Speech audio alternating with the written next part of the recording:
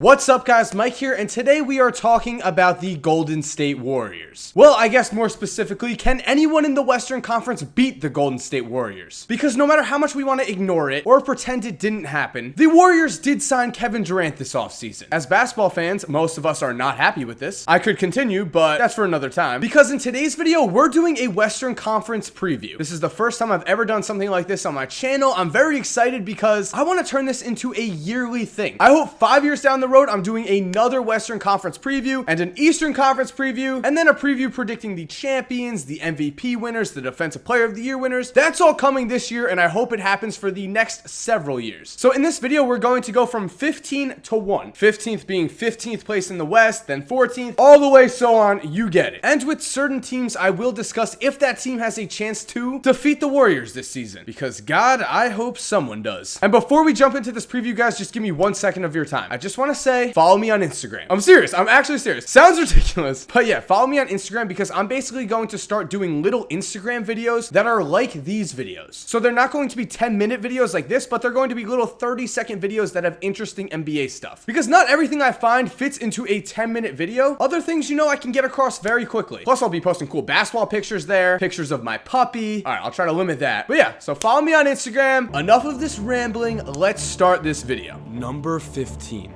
The Los Angeles Lakers. In the 2017 NBA draft, the Lakers owe the Philadelphia 76ers their first-round pick as long as it is not a top 3 selection. That alone tells us that the Lakers will be looking to tank. With that said, I am looking for D'Angelo Russell to have a big second season. I think he will prove his worth as a future all-star, and I think Jordan Clarkson will eventually be a solid 6th man or fringe starter on a playoff contender. The real question is, how good is Brandon Ingram? This summer, he played on the Team USA select team, but he's not starting for the Lakers right off the bat, which is smart. The Lakers are allowing Ingram to develop behind veteran Luol Deng. If Ingram can live up to his potential, if Russell and Clarkson show some serious growth, and if the Lakers hold on to their pick, the Lakers will definitely not be down for long. Number 14. The Sacramento Kings. If you are a fan of the NBA, you should absolutely hate the Sacramento Kings. Somehow this horrible franchise lucked into DeMarcus Cousins, a man who should have been one of the best players of the NBA these past few seasons. Unfortunately, the Kings are an absolute mess of a franchise and have managed to make several horrible moves that have left Cousins without a competent roster to showcase his talent. This will be Cousins' 7th season as a King, and he has still not played with a single All-Star or made the playoffs. Yes, DeMarcus is a head case, but we have yet to see if he can thrive playing for a professional franchise. Let's just all say a collective prayer that the Kings trade him this season. Number 13. The Denver Nuggets. In my opinion, the Denver Nuggets are stuck in no man's land. They have several talented NBA veterans in Danilo Gallinari, Kenneth Faried, and Wilson Chandler, and they also have some serious young talent in Emmanuel Mudiay, Nikola Jokic, Josef Nurkic, Will Barton, Gary Harris, and Jamal Murray. Honestly, seeing as the 2017 NBA draft is supposed to be loaded with talent, the Nuggets would be best served trading away some of their older talent and just tanking this season. They could get some decent younger assets and set themselves up as a playoff contender in the next 3 to 4 years. As they are now, Denver is simply not talented enough to compete against some of the better Western Conference teams. Number 12, the New Orleans Pelicans. Honestly, the only reason the Pelicans are this high on the list is that I strongly believe in Anthony Davis. With that said,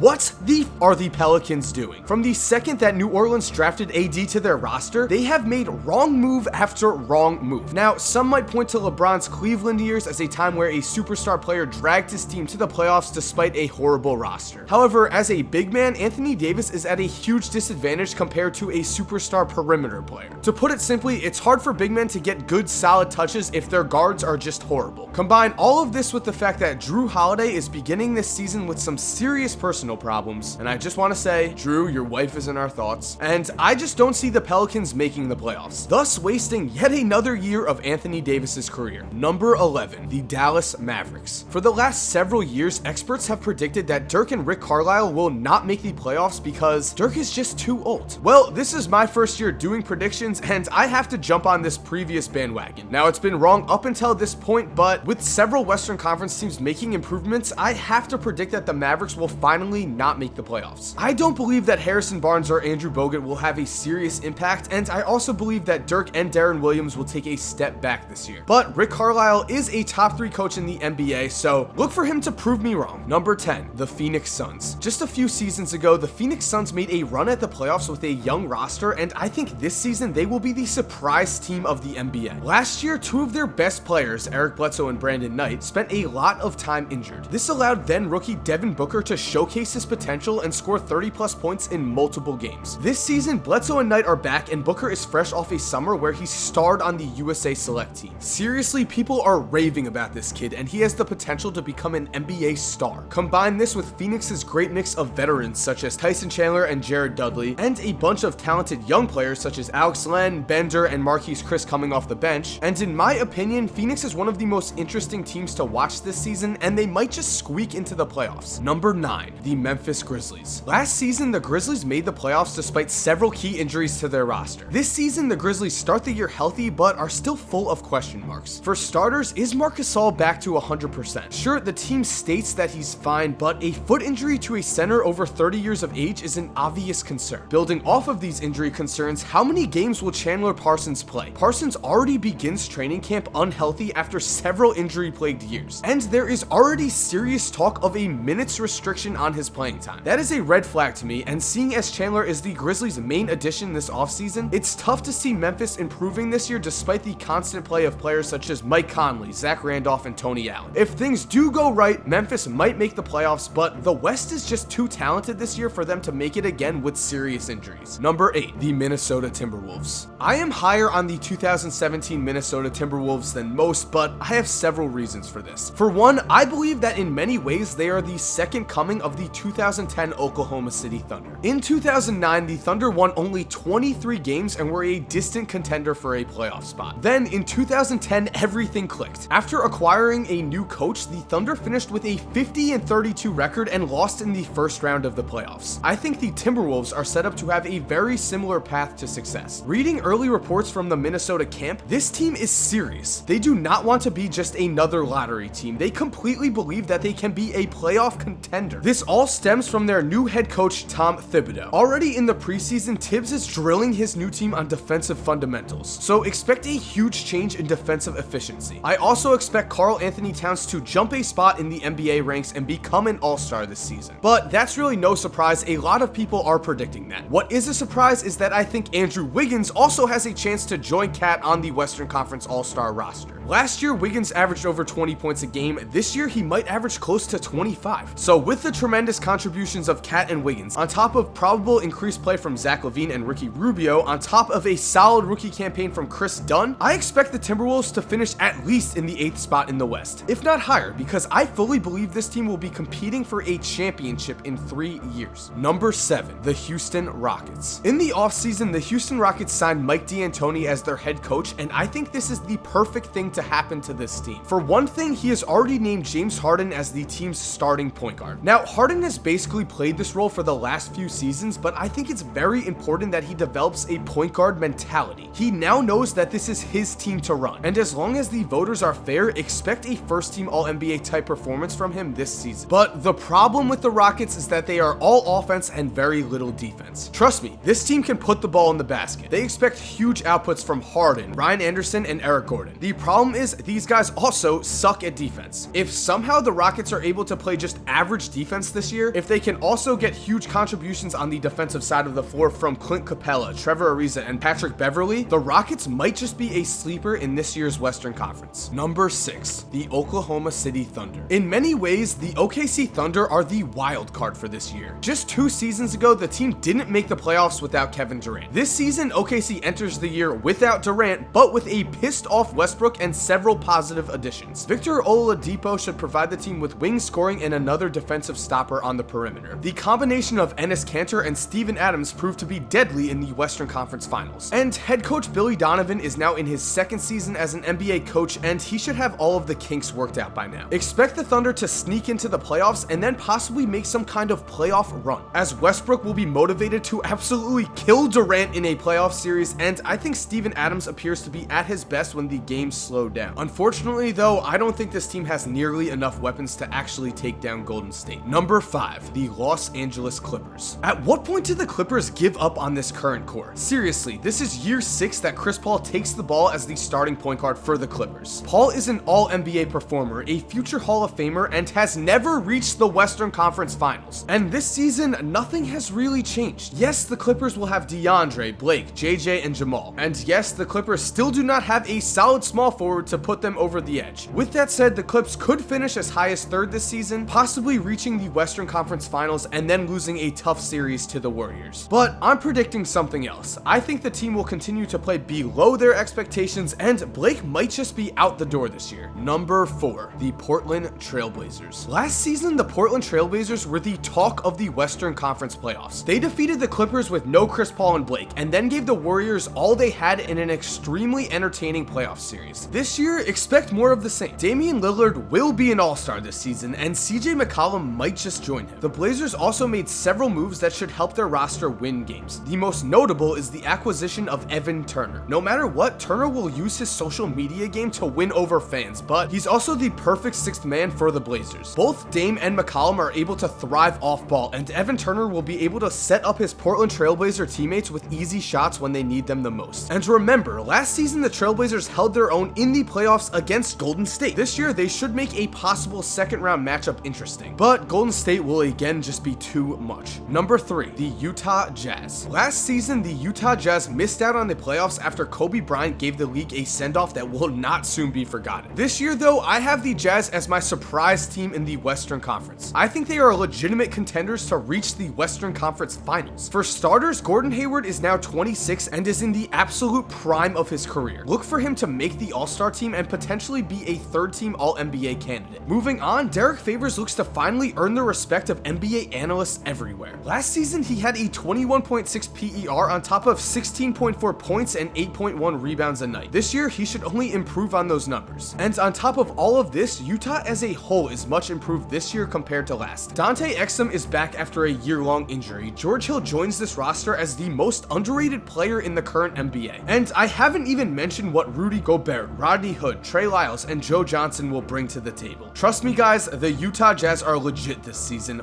Watch out. Number 2, the San Antonio Spurs. Last season, the Spurs won 67 games and lost in the 2nd round of the Western Conference Finals. This year, they are now the clear favorite to again repeat as 2nd in the West, and this time I think they are also the favorite to reach the Western Conference Finals. I think Kawhi will return this season in the best shape of his career and compete for the MVP. And I think the Spurs will also compete heavily for the top seed in the West. The reason is the Spurs need home court advantage in the playoffs to even stand a chance against the Warriors. So don't be surprised if San Antonio goes all in and fights to win every single regular season game. If the Spurs do land the top seed, if Kawhi steps up his game to MVP type levels, if everyone is healthy, there is a chance the Spurs are able to beat the Warriors in 7 games in the Western Conference Finals. I don't think it's a good chance, but the Spurs are the Western Conference best hope. At number 1, the Golden State Warriors. We don't even need clips for this. Golden State has Curry, they have Klay, they have Draymond, they have Durant, they have 4 All-Stars, 4 guys who could have legitimately all played on Team USA this summer, and 4 guys that can spread the floor, pass,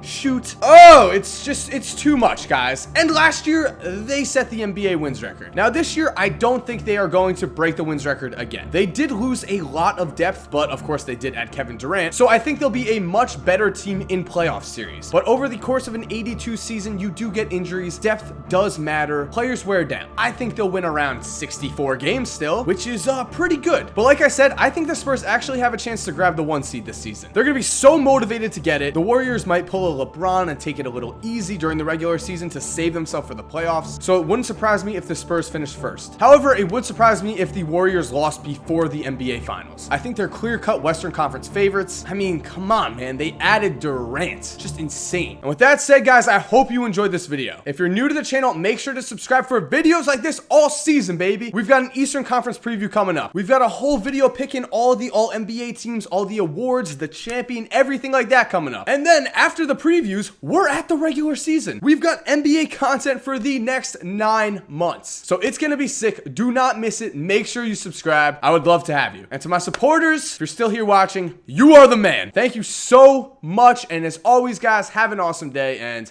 cue the music.